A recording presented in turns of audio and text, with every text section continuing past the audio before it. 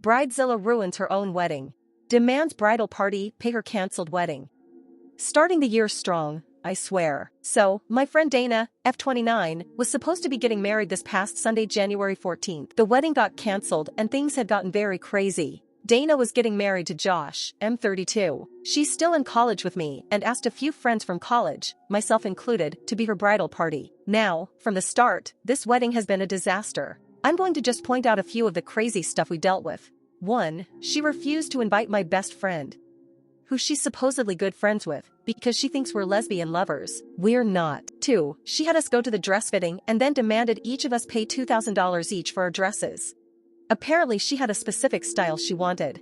I can afford it, but I won't buy a $2K dress for one event. Some of the girls in the bridal party don't have that flexibility with money. 3. Apparently Josh couldn't invite any single females that were not blood relatives of him. So if he had any female friends, they were axed. 4. One of the girls in the bridal party doesn't drink because of her religion. Dana accused her of being pregnant in front of her parents and almost got her kicked out of her house. She was not pregnant and she dropped from the bridal party. She was a class act, though, and never bad-talked Dana. Just said she couldn't make it. We found out about it pretty much on the day of the wedding.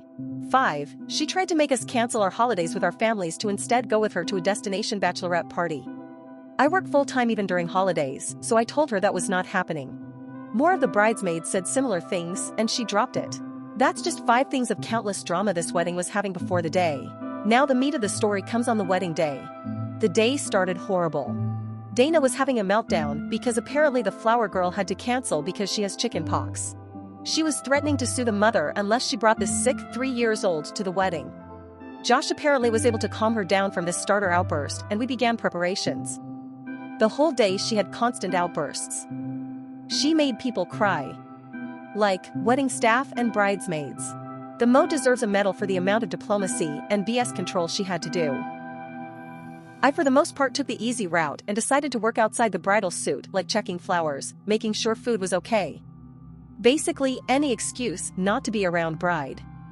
Eventually, I had my makeup and hair done, then the bride asked for a little bit of time alone to decompress from the stress. We didn't even fight it. You could not see a group of women run faster away. Wedding was starting in 30 minutes, so we figured she would be fine alone for that little. I spent those 30 minutes just sitting in the chapel with my phone. It had to be about 5 minutes before the start of the wedding when Mo came over to tell me the wedding was cancelled. I asked her what happened. Mo, Dana was having a quickie with Josh's uncle in the room. Josh caught them. I just stared at the Mo with my mouth pretty much about to reach the floor. She told me to run and that she was trying to get as many people out before things exploded.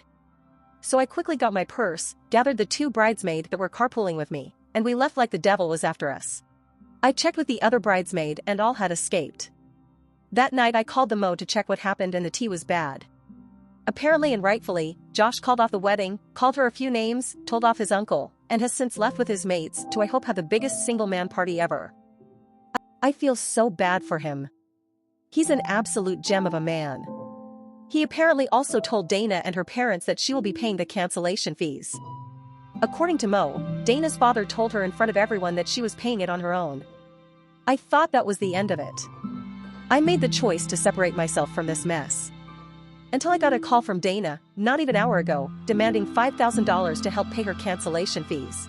According to Dana, it was our duty as the bridal party to pay her cancellation fees. I obviously told her no and that she might as well lose my number. I am never speaking to this woman again. This has been pretty much the reaction of all bridesmaids and the Mo. By the way, Mo? Josh's older sister. Update. I finally got permission from Josh to update on the situation today. Going to start by saying he's doing much better. He's moved out to a new place away from Dana and has some of his mates as roommates. He also cut contact with his uncle, as did most of his family.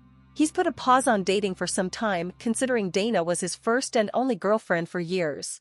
So he needs time to heal. Dana has now become persona non grata with my friends. She even tried to move in with one of them, without telling her, by appearing at 10 p.m. at night and saying you can't send me away this late at night. Didn't work. Dunno where she's living, but I can say for sure she's absolutely without any doubt very much screwed. She has 4 lawsuits.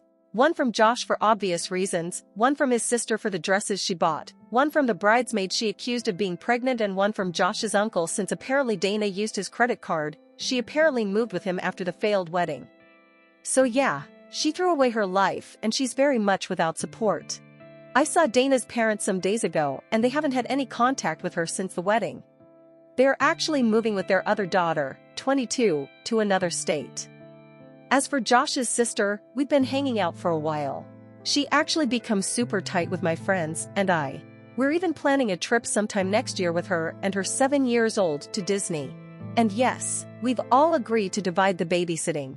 We offered, she didn't press us to do so.